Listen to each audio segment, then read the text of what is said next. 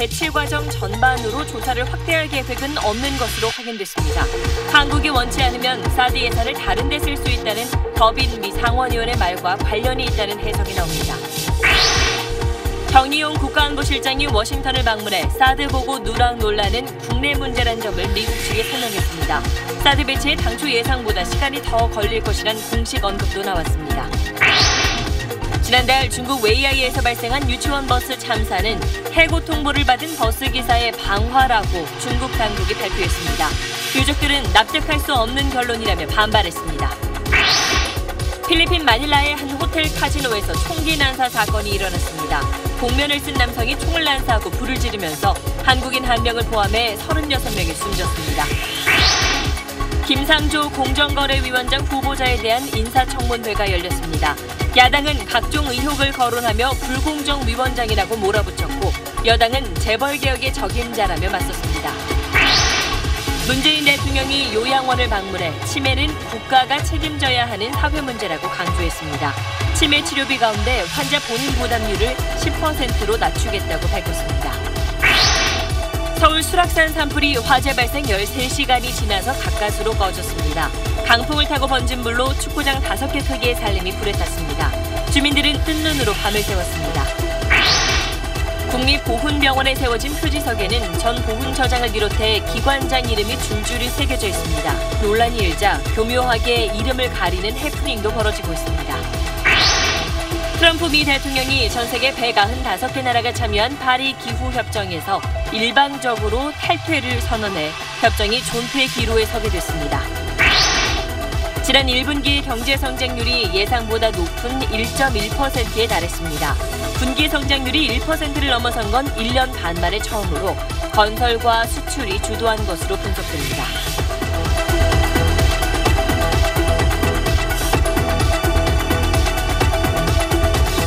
수소, 우주의 75%. 그 무한한 수소로 자동차를 달리게 하다. 현대자동차. 여러분 안녕하십니까. 사드 보고 누락 파문과 관련해 청와대가 사드 배치 과정 전반으로 조사를 확대할 계획이 없다고 선을 그었습니다. 한국을 찾은 미국 상원의원이 사드 배치가 한국에서 큰 논란이 되는 게 놀랍다고 말한 것과도 관련이 있는 것 아니냐는 분석도 있습니다. 이런 가운데 이번 파문의 당사자인 한민구 장관은 내일 싱가포르에서 한미 국방장관 회담을 갖습니다. 첫 소식 이한석 기자입니다. 사드 발사대 추가 반입 보고 누락 경위를 조사받았던 한민구 국방장관이 오늘 싱가포르에 도착했습니다. 내일 한미 국방장관 회담에서 사드 문제와 관련한 새 정부 입장을 설명할 예정입니다. 문재인 대통령의 뜻은 사드의 절차적 정당성을 확보하자는 것일 뿐 기존 결정을 변경하는 것은 아니라는 것을 충실히 설명하겠다고 밝혔습니다. 사드 배치가 대통령 말씀을 통해서 이것이 변경을 가져온 사항이 아니라는 점을 이렇게 명확하게 전달하도록 하겠습니다. 마무리 단계인 사드 보고 누락 조사는 한 장관이 귀국하는 다음 주 월요일 이후 발표될 거라고 청와대 관계자가 밝혔습니다. 이 관계자는 이번 조사의 초점은 누가 왜 보고 누락을 지시했는지라며 사드 배치 전반을 조사할 계획은 없다고 잘라 말했습니다. 그제 문재인 대통령과 미국 민주당 상원 원내 총무와의 면담 후폭풍과 무관치 않다는 해석입니다. 더빈 원내 총무는 면담 뒤 내외신 인터뷰를 통해 한국이 원하지 않으면 1조 원 정도의 사드 예산을 다른 곳에 쓸 수 있다고 했는데 청와대는 그런 얘기는 없었다고 거듭 부인했습니다. 청와대는 다만 미국 정부가 사드 배치에 1조 원 정도 지불할 예정인데 한국에서 큰 논란이 된다는 게 놀랍다고 말한 사실은 뒤늦게 공개했습니다. 청와대 관계자는 이에 대해 발언 내용을 숨길 만한 이유가 없으며 한미 간 사드 마찰을 일으킬 단서도 없다고 밝혔습니다. SBS 이한석입니다. 미국 워싱턴에 간 정의용 국가안보실장은 이번 사드 보고 누락 파문이 국내 문제라고 설명했습니다. 또 사드 배치에 당초 예상보다 시간이 더 걸릴 거라고도 말했습니다. 이 소식은 워싱턴에서 정하석 특파원입니다. 정의용 국가안보실장은 공항 인터뷰에서 사드 배치에 필요한 시간이 전 정부에서 잡아놓은 것보다 길어질 것임을 공식화했습니다. 국회 논의 절차와 함께 철저한 환경 영향 평가가 그 이유입니다. 환경 영향 평가를 좀 더 철저하게 하기 위해서는 지금 우리가 당초 예정했던 것보다는 더 많은 시간이 걸 수 있는 거 아닌가 이렇게 생각을 하고 있습니다. 국방부의 사드 보고 누락에 대해선 현재 조사 중이라며 말을 아꼈지만 진상 규명과 시정 의지는 분명히 했습니다. 그러한 아주 중요한 보고를 고의건 실수건 누락한 것은 크게 잘못됐다고 봅니다. 이거는 더 철저하게 좀 확인을 해보고 절대 이런 일이 앞으로 되풀이돼서는 안 되겠죠. 정의용 실장은 맥메스터 백악관 국가안보보좌관을 만나 외교안보 현안에 대해 논의했습니다. 한미 양국은 북한에 대한 압박과 제재에 공조하면서 한편으론 대화를 병행하는 방안에 의견을 모은 것으로 전해졌습니다. 맥메스터 보좌관은 이달 하순 예정된 한미 정상회담과 관련해 최대한의 예우를 갖추겠다고 말했다고 배석자들이 전했습니다. 정 실장은 사드 보고 누락 문제는 국내 문제로 한미 동맹엔 아무런 영향이 없음을 미국 측에 설명한 것으로 알려졌습니다. 워싱턴에서 SBS 정하석입니다. 경북 성주에 있는 사드 부지 면적은 32만 제곱미터 정도입니다. 이 면적이면 소규모 환경 영향 평가만 받으면 되는데 그 절차가 그렇게 까다롭지 않습니다. 하지만 이보다 면적이 10,000 제곱미터 넓으면, 즉 33만 제곱미터 이상이면 평가 항목이 20개가 넘고 또 주민 공청회도 거쳐야 하는 전략 환경 영향 평가를 받아야 합니다. 때문에 군이 사드 배치를 앞당기기 위해서 까다로운 평가를 피하려는 꼼수를 부렸다는 의혹이 나오고 있습니다. 김수영 기자입니다. 청와대는 사드 보고 누락에 대한 조사를 지시하면서 전략 환경 영향 평가를 언급했습니다. 비공개한 이유가 사드 부지에 대한 전략적 환경 영향 평가를 회피하기 위한 것 아닌가. 현행법상 국방 군사 시설을 설치하려면 전략 환경 영향 평가를 기본적으로 받아야 합니다. 단 군사상 기밀 보호가 필요하면 예외적으로 환경 영향 평가를 거치지 않을 수도 있습니다. 사드의 경우 강력한 레이더 전자파 피해 우려가 제기된 만큼 군은 일단 환경 영향 평가를 받겠다고 약속했습니다. 그런데 다음이 문제였습니다. 공여 부지가 33만 제곱미터 미만인 경우엔 소규모 환경 영향 평가만 거치면 되는데 성주 사드 부지가 바로 여기에 해당합니다. 군이 사드 부지로 확보한 롯데 골프장 면적은 148만 제곱미터. 그런데 군은 이 중 32만 8천여 제곱미터만 사드 부지로 미군에 제공했습니다. 절차가 까다롭고 시간이 오래 걸리는 전략 환경 영향 평가를 피하려고 군이 미군에 제공한 부지 크기를 기준에 끼워 맞췄다는 의혹이 제기되는 이유입니다. 관련법에 따르면 환경 영향 평가 대상은 아닙니다. 소규모 환경 영향 평가 대상입니다. 환경 영향 평가가 끝나지 않은 상황에서 군이 야전 배치 개념으로 사드 발사대 2기를 전격 배치한 것 또한 절차법을 어긴 편법이라는 비판도 나오고 있습니다. SBS 김수영입니다. 다음 소식입니다. 지난달 중국에서 터널을 지나던 통학버스에서 불이 나 한국 유치원생 10명이 숨진 참사 기억하실 겁니다. 이 사건을 조사했던 중국 공안이 버스 기사가 일부러 불을 지른 거라고 공식 발표했습니다. 유족들은 납득할 수 없다며 강하게 반발하고 있습니다. 베이징 정성엽 특파원입니다. 지난달 9일 오전 9시 중국 산동성 웨이아이시 타오자캉 터널 안에서 한국국제학교 통학버스에 불이 났습니다. 이 사고로 한국 유치원생 10명과 중국 유치원생, 운전기사와 보조교사까지 모두 13명이 숨졌습니다. 사고 직후 중국 당국은 시진핑 주석까지 나서서 철저하게 원인을 조사해 밝히겠다고 약속했고 오늘 조사 결과를 내놨습니다. 결론은 중국인 운전기사의 방화라는 것입니다. 중국인 운전기사 충웨이츠가 사고 전날 해고 통보를 받은 데 불만을 품고 버스에 불을 질렀다고 당국은 설명했습니다. 案发前一天，洪伟兹又得知学校有不用其开车的想法，对此更加不满. 버스 안에서 라이터와 휘발유 흔적이 발견됐고 최초 발화 지점이 운전석 뒷자리란 점을 근거로 들었습니다. 또 운전기사가 승차하면서 범행 도구로 구입한 휘발유 통을 여는 듯한 동영상이 발견됐다고도 설명했습니다. 하지만 유족들은 크게 반발하고 있습니다. 당국이 사고를 숨진 운전기사의 개인 책임으로 몰아가는 분위기라는 겁니다. 왼쪽에서 발화가 됐다면 거기도 많이 탔을 거 아니에요. 그 타이어라든지 손상이 많이 갔을 텐데 타이어는 거의 윗부분만 조금 탄 흔적이 있고. 네, 그럼 현지에서 취재한 베이징 정성엽 특파원 연결해서 좀 더 자세한 내용 알아보겠습니다. 자, 정 특파원, 지금 보면 조사 결과에 유족들이 상당히 반발하고 있는 것 같은데 어떤 부분을 받아들이기가 어렵다는 건가요? 네, 지금 유족들의 분위기는 이 침통한 분위기입니다. 전혀 예상하지 못했던 결과가 남았기 때문인데요. 이 사고 발생 당일날 그 운전기사가 유족들에게 일일이 인사를 하고 아이들을 버스에 태웠는데 그런 사람이 버스를 운전하고 가다가 버스에 불을 질렀다는 게 도저히 믿겨지지 않는다는 것입니다. 또 그 사고가 발생할 당시에도 이 중국 당국은 이 불에 탄 버스를 보여주지 않았었는데 이번에도 사고 현장 주변에서 확보한 5만 시간 분량의 동영상 중에서 단 5분 분량만 보여줬다면서 유족들은 이런 상황에서는 조사 결과를 믿을 수가 없다는 입장입니다. 네, 유족들 주장을 들어보면 좀 미심쩍은 부분이 있는 것 같기도 한데 정 특파원이 직접 그 사고 현장을 다녀왔는데 오늘 공안 발표를 객관적으로 봤을 때 어떻게 좀 의심스러운 부분이 많나요?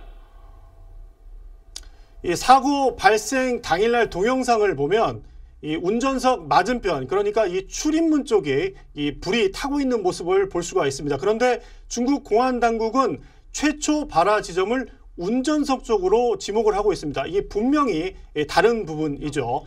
또 범행에 쓰인 이 휘발유를 구입을 했다고 당국이 발표를 했는데 이게 휘발유가 아니라 버스 연료로 쓰기 위한 경유일 수도 있다는 게 유족들의 생각입니다. 또 운전기사가 잘 가다가 갑자기 터널 안에서 방화를 한 이유도 설명이 안 됐고요. 또 운전기사가 왜 버스 중간에서 숨진 채 발견됐는지도 여전히 의문으로 남아 있습니다. 사실 버스 안에 블랙박스만 있었어도 이런 논란들을 쉽게 해소할 수가 있는데 문제는 이게 없다는 겁니다. 당국의 수사 결과도 차량 외부에서 찍은 CCTV 화면을 근거로 판단을 한 거라 분명히 한계가 있을 수밖에 없습니다. 중국 측은 외교부 대변인까지 나서서 유족들에게 위로를 전하고 또 사후 조치에 최선을 다하겠다고 했지만 유족들은 오늘 사고 결과 조사 발표에 석연치 않은 부분들을 근거로 해서 이 재심사를 요구할 방침입니다. 지금까지 베이징에서 전해드렸습니다. 한국 관광객들이 많이 찾는 필리핀 마닐라의 호텔 카지노에서 오늘 새벽 총기 난사 사건이 일어났습니다. 범인이 총격을 가한 뒤 불까지 질러 한국인 1명을 포함해 모두 36명이 숨졌습니다. 한세연 기자입니다. 총성이 울려 퍼지더니 비명을 지르며 대피하는 손님들로 카지노는 순식간에 아수라장이 됩니다. 필리핀 마닐라 국제공항 인근 카지노에서 총기 난사 사건이 발생한 건 현지 시간 오늘 새벽 3시쯤. 복면을 쓴 남성이 카지노에 들이닥쳐 총을 난사한 뒤 불까지 지른 겁니다. People are screaming and people are running out of the building. 지금까지 모두 36명이 숨졌고 이 가운데는 한국인도 1명 포함됐습니다. 숨진 한국인 40대 남성은 사고 직후 다른 층으로 대피했지만 휴식을 취하다 심장마비로 숨졌습니다. 한국인 3명을 포함해 부상자도 70명이 넘는 것으로 전해졌습니다. 범행 뒤 카지노 칩 25억 5천만 원어치를 챙겨 달아났던 범인은 호텔방에서 불에 타 숨진 채 발견됐습니다. Na-recover yung kanyang baril na isang submachine gun na maliit at saka isang short firearm na. 사건 직후 극단주의 무장 세력 IS는 자신들이 이번 사건의 배후라고 자처했습니다. 필리핀 정부가 남부 민다나오 섬에서 IS 추종 반군과 교전 중인 상황을 고려할 때 IS의 보복 테러가 아니냐는 우려가 제기됐습니다. 하지만 필리핀 경찰은 범인이 사람들에게 총을 쏘지 않았고 카지노 칩을 훔쳐 달아난 점 등을 볼 때 테러가 아닌 강도 사건일 가능성이 크다고 밝혔습니다. SBS 한세연입니다. 이낙연 신임 국무총리가 오늘 전직 대통령들을 예방했습니다. 이명박 전 대통령도 찾아갔는데 전두환 전 대통령 예방 일정은 막판에 취소했습니다. 잠시 뒤에 전해드립니다.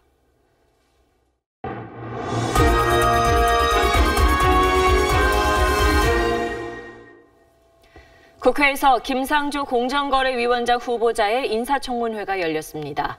야당은 각종 의혹을 거론하며 불공정위원장이라고 몰아붙였습니다. 후보자는 어떻게 해명했는지 권난 기자가 보도합니다. 자료 제출 문제로 30분간의 여야 기싸움 끝에 문을 연 김상조 후보자 인사청문회. 야당 측은 대치동 위장 전입 의혹에 투기 의혹까지 얹어 포문을 열었습니다. 당시에 음마 아파트에 이 위장 전입을 오시는 그런 분들이 상당히 많았습니다. 부동산 투기 목적으로요. 김 후보자는 부인의 암투병 가족사까지 털어놓으며 해명에 나섰습니다.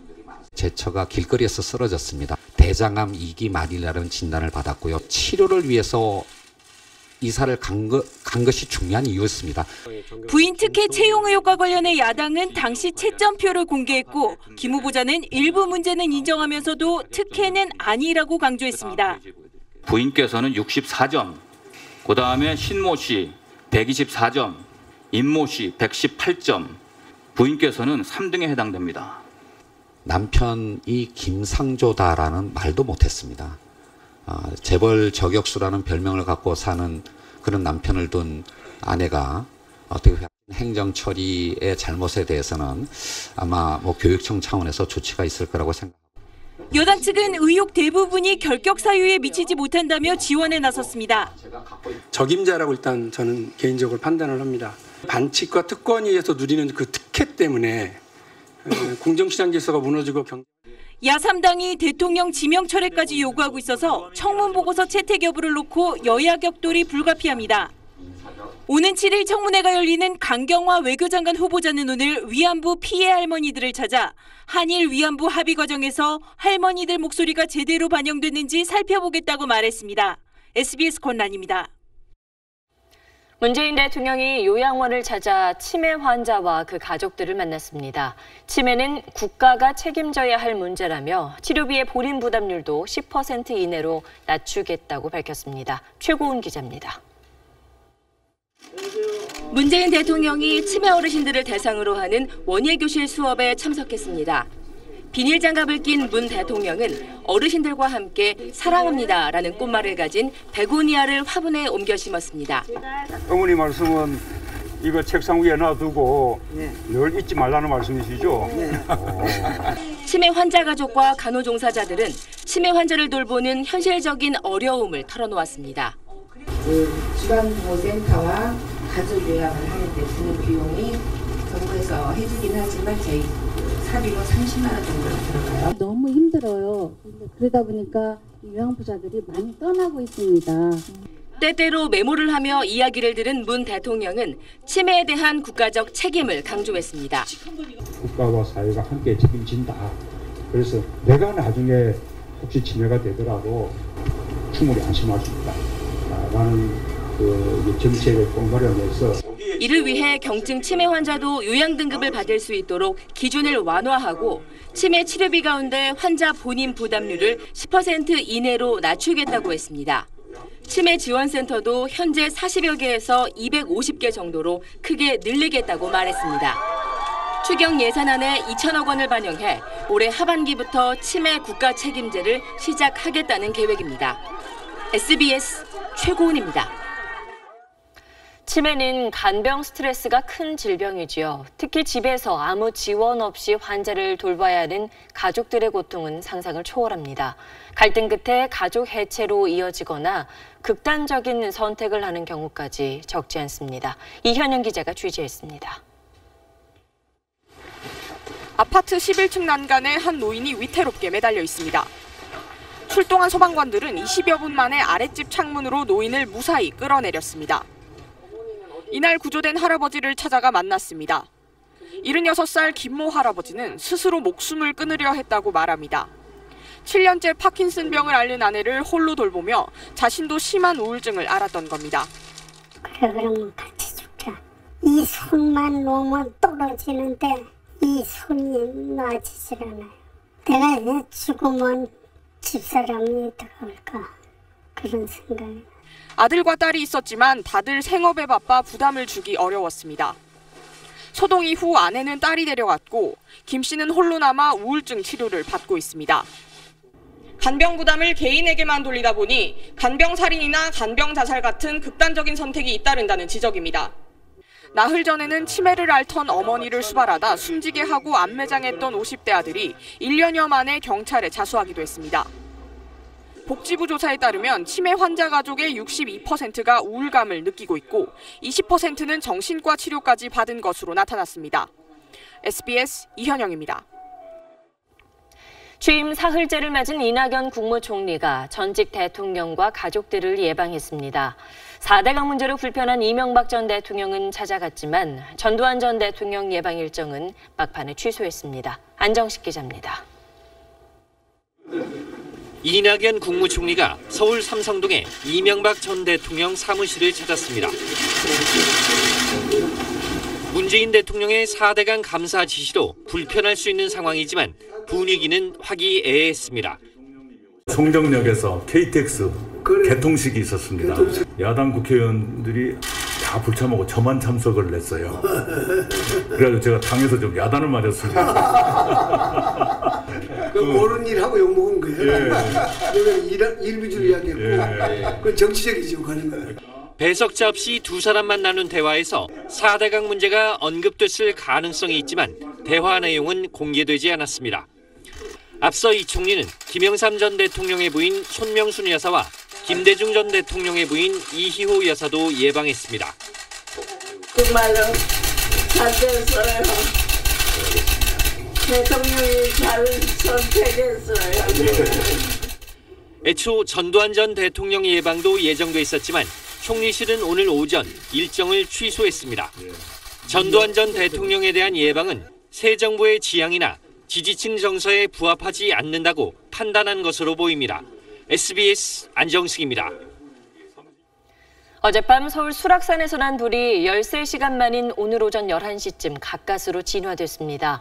강한 바람을 타고 불길이 번지면서 축구장 6개 크기 4만 제곱미터의 산림이 불에 탔습니다. 김정우 기자입니다. 불길이 휩쓸고 간 산에서 아직도 연기가 피어오르고 있습니다. 까맣게 타버린 숲속에서는 소방대원들이 불씨를 찾고 있습니다. 서울 상계동 수락산에서 불이 난 시각은 어젯밤 9시 8분. 산 중턱에서 시작된 불은 강풍을 타고 2시간 만에 둥그런띠를 이루며 위쪽으로 확산됐습니다. 계속 번지는데? 큰일 났다. 야간이라 헬기를 동원할 수 없는 상황. 소방대원들은 소방호수를 2에서 3km 길이로 연결해 산 정상까지 끌어올려 물을 뿌렸습니다. 큰 불길은 새벽 2시 25분쯤 잡혔습니다. 동이 튼 새벽 5시부터는 소방 헬기도 동원됐습니다.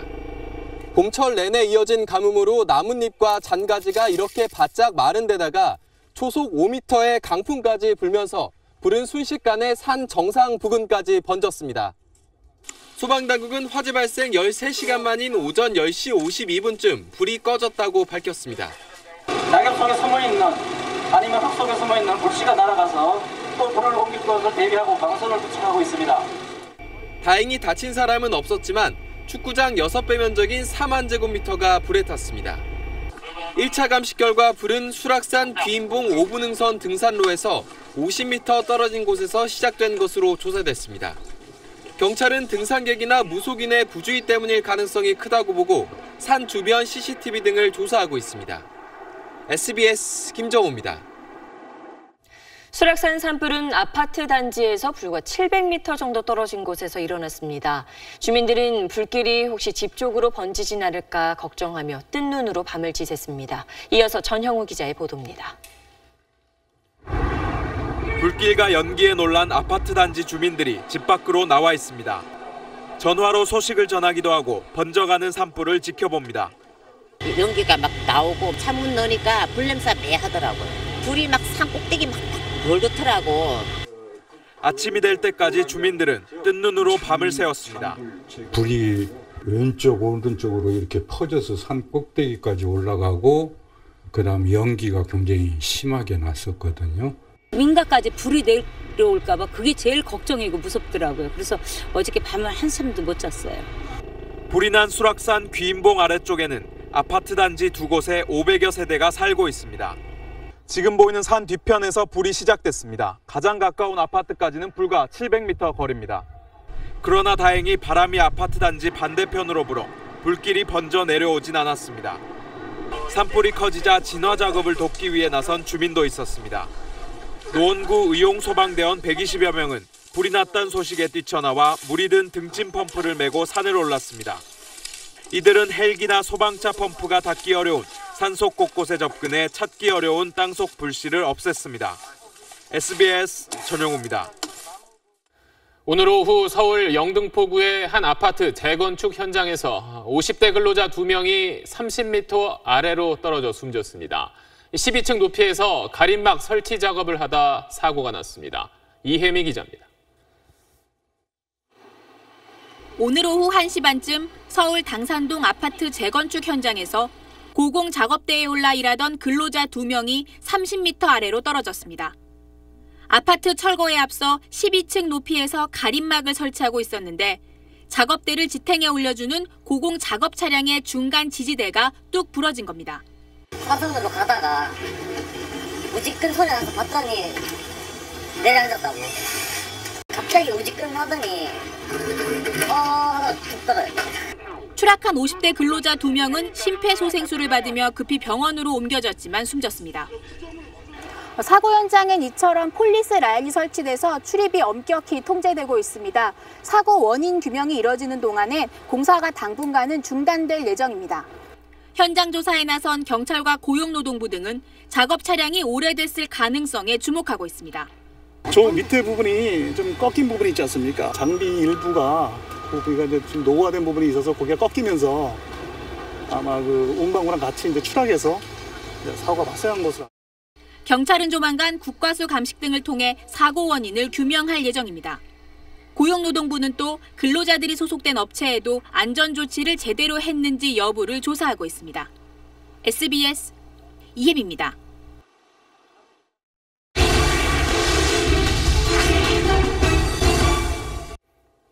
국립보훈병원 앞에 세워져 있는 표지석입니다. 명예로운 보훈이라는 글자 아래에 박승춘 전 보훈처장과 관련 기관장들의 이름이 보입니다. 이 표지석이 세워진 건 지난 4월 말인데 지금은 이름이 이렇게 새겨진 부분이 가려져 있습니다. 약 한 달 사이에 표지석을 둘러싸고 무슨 일이 벌어진 건지 기동 취재 조기호 기자입니다.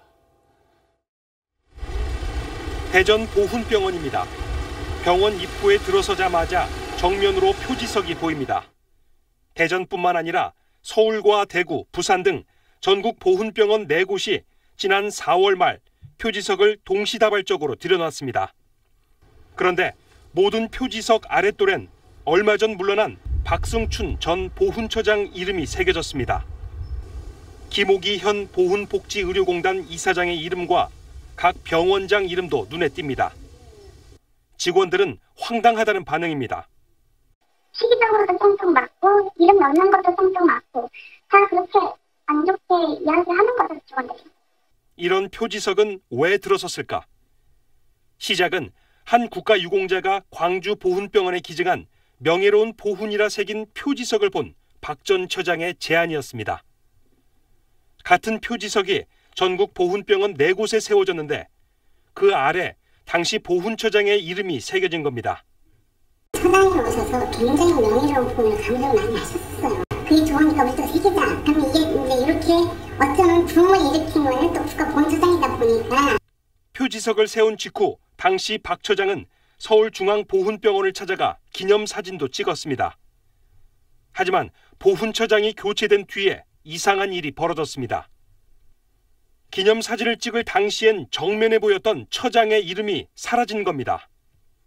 표지석을 살펴보니 이름이 새겨진 아랫돌을 뒤로 돌리고 이름들을 회양목을 새로 심어 가렸습니다.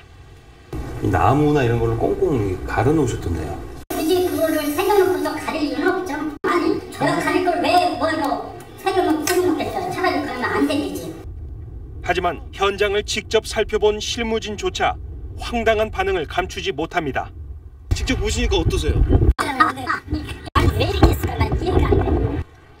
한 개에 1,500만 원짜리 이 표지석들은 국가유공자를 위해 쓰여야 할 보훈복지의료공단 예산으로 세워졌습니다.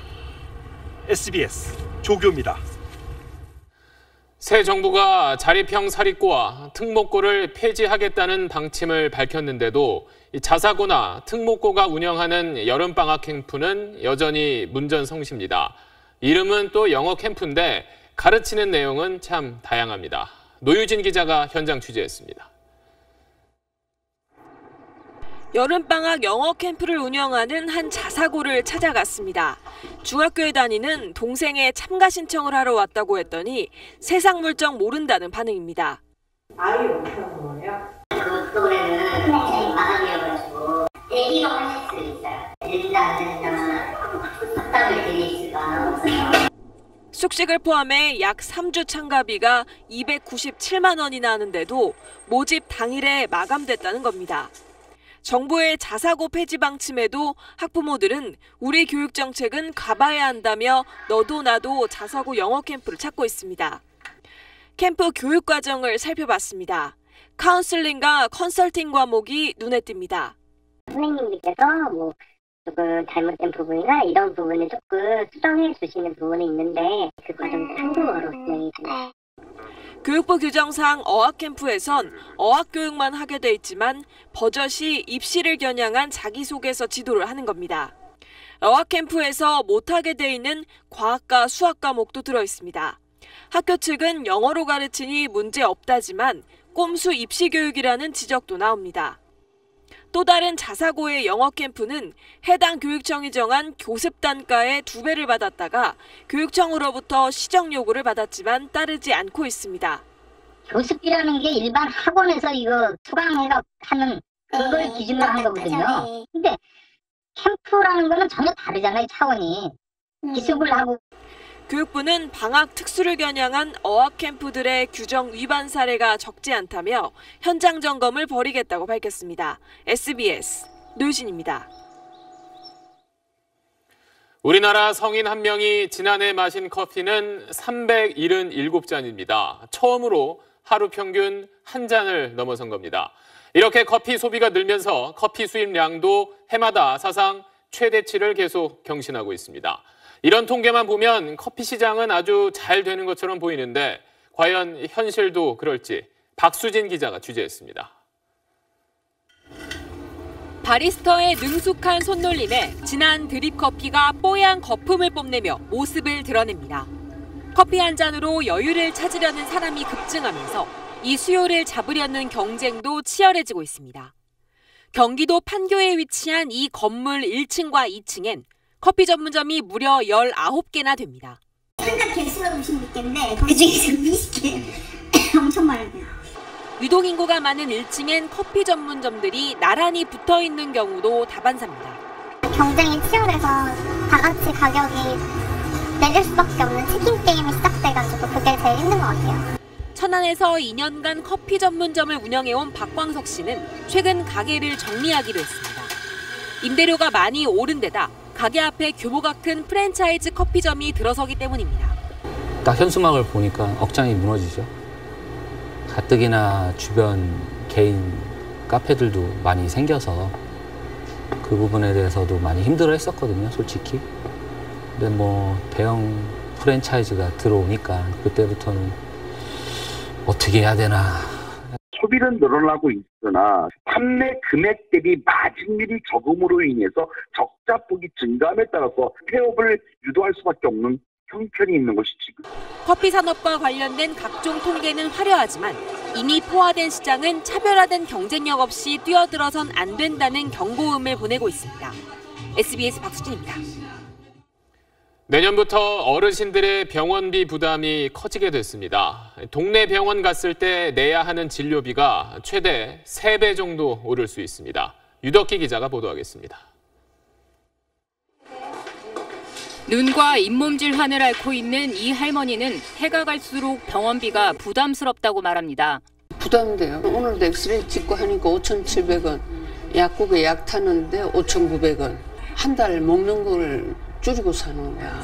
현재 65살 이상 노인들이 동네 병원에서 진료받을 때 노인 정액제 혜택을 받습니다.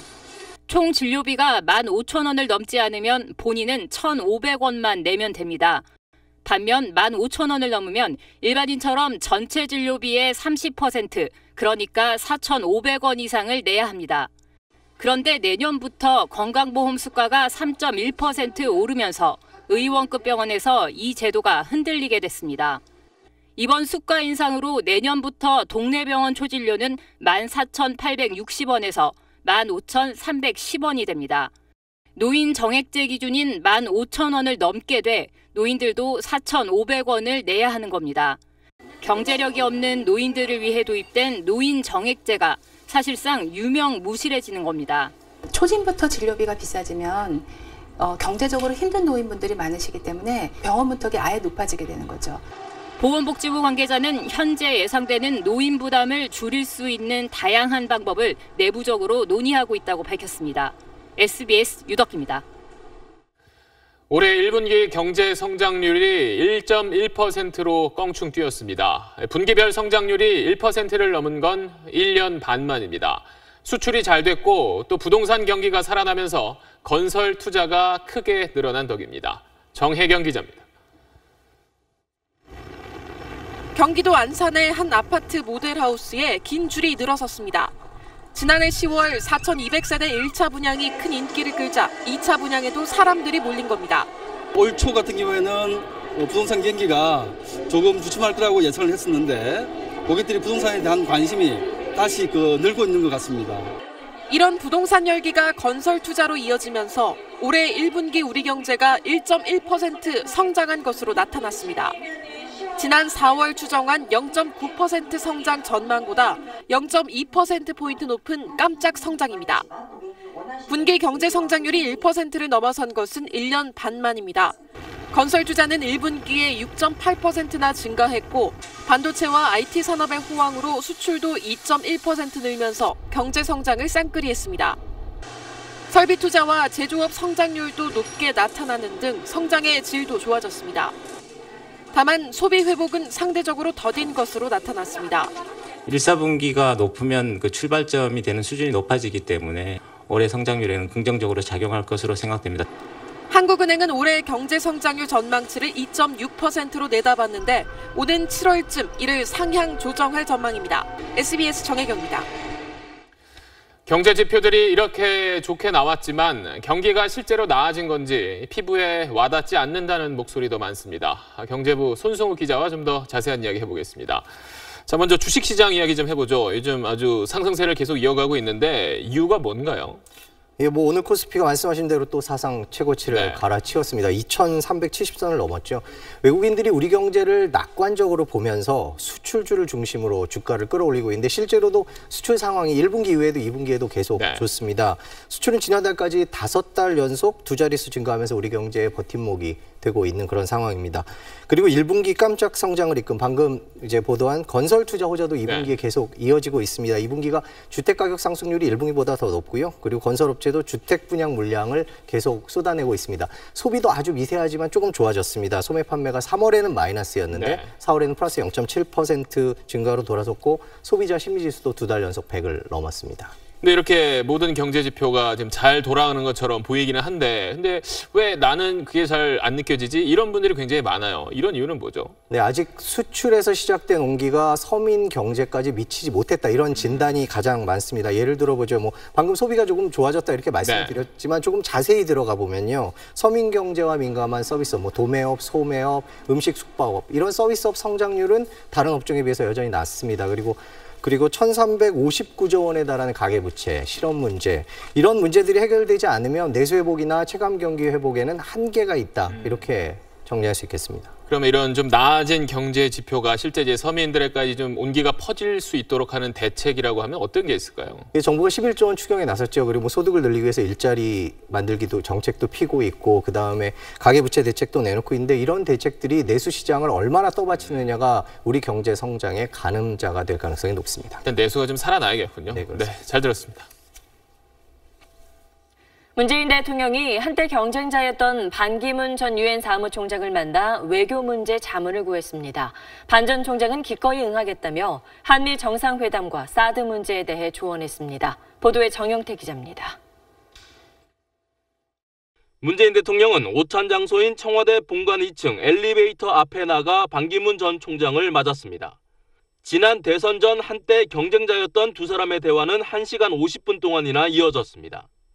문 대통령이 외교 현안 자문 역할을 요청했고 반 전 총장은 화답했습니다. 외교 문제는 걱정이고 또 당면 과제이니 총장님께서 경험과 지혜를 빌려주셨으면 좋겠다라고 청했습니다. 반 전 총장은 이달 말 한미 정상회담에 정중하고 당당하게 임하고 대북 문제는 미국과 긴밀히 협의해 북한에 원칙적 자세를 보이는 게 중요하다고 조언했습니다. 또 대북 관계 물꼬를 트기 위해 이산가족 상봉, 평창올림픽 같은 비정치적 방법을 활용하는 게 좋다고도 말했습니다. 이낙연 총리를 만난 자리에서 대통령과 유익한 대화를 나눴다고 소개했습니다. 미국에 이제 특히 트럼프 대통령이 들어섰고 여러 가지 이제 한미 정상을 앞두고 이제 좀 여러 가지 좋은 의견 교환을 했습니다. 반 전 총장은 사드 문제와 관련해 트럼프 대통령을 만날 때 전략도 대통령에게 조언했지만 청와대는 외교 전략이란 이유로 내용을 공개하지 않았습니다. SBS 정영수입니다. 미 트럼프 행정부가 북한의 잇단 미사일 도발에 대응해 강력한 두 번째 독자 제재안을 발표했습니다. 이번엔 러시아 기업까지 제재 대상에 포함됐습니다. 뉴욕에서 최대식 특파원입니다. 미국은 지난 3월에 이은 두 번째 독자 제재에 북한의 국가 최고기구인 국무위원회와 인민군, 인민무력성을 포함시켰습니다. 국무위 위원장이 김정은이며 인민군 역시 김정은의 통제를 받는다고 명시해 이번 제재가 김정은을 향했다는 점을 분명히 했습니다. 또 북한 노동자를 해외로 송출하거나 광물 거래와 관련된 단체, 개인 4명도 명단에 올랐습니다. Nothing is changing North Korea's actions. And so it's regrouping and saying, okay, what are we going to do if this is going to happen every other day? 제재 대상엔 처음으로 러시아 기업과 개인이 포함됐습니다. 북한에 100만 달러어치 석유 제품을 수출한 독립 석유회사 등 2곳과 그 책임자입니다. 러시아의 반발이 예상되지만 북한과 거래하는 제3국 기업에 대해 확실한 경고를 한 셈입니다. 제재 기업의 미국 내 자산은 동결되고 미국 기업과 거래가 금지됩니다. 내일 새벽 유엔 안보리에선 북한의 개인 15명과 기관 4개를 추가로 제재 명단에 올리는 결의안이 표결 처리됩니다. 트럼프 정부의 대북 추가 제재는 최근 연이은 도발에 대한 경고인 동시에 현재로서 대화보다는 압박에 주력하겠다는 메시지로 해석됩니다. 뉴욕에서 SBS 최대식입니다. 2100년까지 기온 상승을 산업혁명 이전에 비해 2도 이내로 억제하자 지구온난화를 막기 위해 지난해 11월에 발효된 파리 기후협정의 목표입니다. 세계 195개국이 온실가스 배출량을 자율적으로 감축하기로 약속도 했습니다. 그런데 트럼프 미국 대통령이 일방적으로 협정 탈퇴를 선언하면서 국제사회에 큰 파장이 일고 있습니다. 이상엽 기자입니다. The United States will withdraw from the Paris Climate Accord. 트럼프 대통령은 파리 협정이 중국이나 인도에는 관대한 반면 미국에는 불리하다고 주장했습니다. 무엇보다 이 협정으로 8년 내 270만 개의 일자리가 사라질 것으로 예상된다는 점이 탈퇴의 큰 이유가 됐습니다. 미국은 오바마 정부 시절 2025년까지 온실가스를 2005년 대비 28%까지 감축하겠다고 약속했는데 없던 일이 됐습니다. The Paris deal hamstrings the United States while empowering some of the world's top polluting countries. 충격에 빠진 국제사회는 즉각 한 목소리로 미국을 비난하고 나섰습니다. 마크롱 프랑스 대통령은 트럼프 대통령에게 전화해 재협상은 없다며 강경한 입장을 전했고 EU와 중국, 우리 정부도 협정 이행 의지를 거듭 강조했습니다. Major disappointment for global efforts to reduce greenhouse gas emissions and promote international security. 미국 내에서도 민주당과 시민단체들이 강력히 비난하고 테슬라의 CEO 일론 머스크와 디즈니 CEO 로버트 아이거가 백악관 자문위원을 그만두기로 하는 등 반발이 커지고 있습니다. 중국에 이어 세계 2위 탄소 배출국인 미국이 탈퇴하면서 기후변화 국제 공조에는 당장 비상이 걸렸습니다. 기온 2도 이내 상승이란 협정의 목표도 달성하기 어려워 보입니다. 반면 중국은 미국의 탈퇴를 기회로 기후변화 리더 지위를 노리고 있어 두 나라의 주도권 경쟁은 더 뜨거워질 전망입니다. SBS 이상예비입니다. 오늘 새벽 구속영장이 청구된 정유라 씨에 대한 영장실질심사가 끝났습니다. 구속 여부는 오늘 밤 늦게 결정될 것으로 보입니다. 류란 기자가 보도합니다. 다소 초췌한 모습으로 법원에 나온 정유라 씨의 옷차림은 지난 이틀과 같았지만 머리는 한 가닥으로 묶었습니다.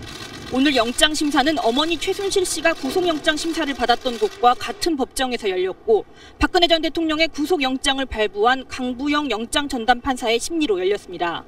청담고 재학 시절 허위 서류를 제출해 출석 등을 인정받은 혐의와 이화여대에 부정 입학하고 학점 특혜를 받은 혐의가 적시된 것으로 알려졌습니다.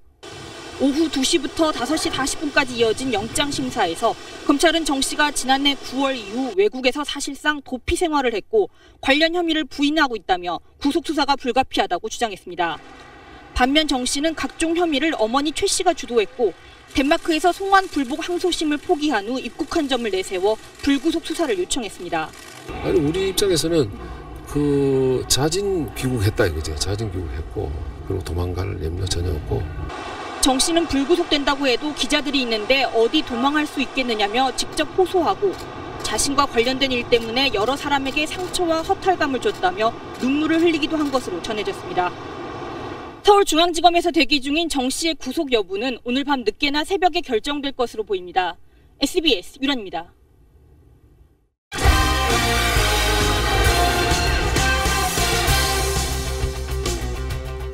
안녕하십니까. 스포츠 뉴스입니다. 출루의 신 프로야구 한화의 김태균 선수가 또 하나의 대기록을 세웠습니다. 85경기 연속 출루로 메이저리그 기록까지 넘어섰습니다. 이성훈 기자입니다.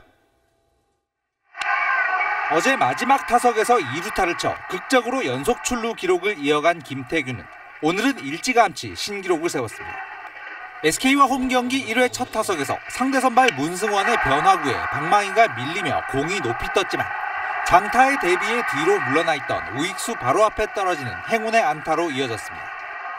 1949년 마지막 4할 타자 테드 윌리엄스의 메이저리그 기록을 뛰어넘어 85경기 연속 출루에 성공하는 순간이었습니다. 한화 선수들은 이닝이 끝난 뒤 꽃다발을 전달하며 대기록을 축하했습니다. 기록 행진이 시작된 지난해 8월 7일 이후 84경기 동안 김태균의 성적은 경이적입니다. 4할에 육박하는 타율과 5할에 근접한 출루율 모두 한 시즌 기록이라면 역대 최고 수준입니다. 지난 4월 22일 호세의 한국 기록, 5월 17일 이치로의 일본 기록을 뛰어넘은 데 이어 오늘 메이저리그 기록까지 넘어섰습니다. 지난해 타이완의 린즈성이 세운 연속 경기 출루 3개 기록 109경기엔 이제 24경기 남았습니다. SBS 이성훈입니다.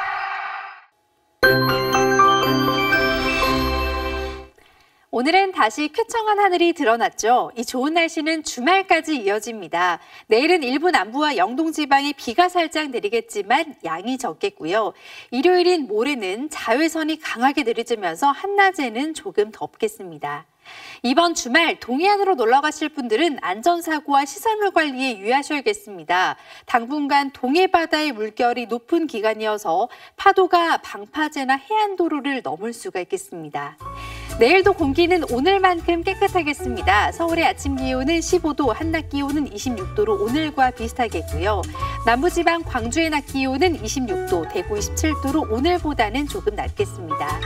현충일인 다음 주 화요일에는 한 차례 비가 내리겠습니다. 이 비는 수요일까지 이어지겠는데요. 가뭄 속의 단비가 되길 기대합니다. 날씨였습니다. 한때는 치열한 신경전을 펼쳤던 문재인 대통령과 반기문 전 유엔 사무총장이 오늘 웃으며 손을 맞잡았습니다. 지혜를 빌려달라는 대통령 요청에 기꺼이 응하겠다고도 했습니다. 진영을 넘어서 나라를 위해 힘을 합치는 이런 훈훈한 장면을 앞으로 정치권에서 자주 볼 수 있었으면 좋겠습니다. 금요일 8시 뉴스 여기서 마칩니다. 고맙습니다.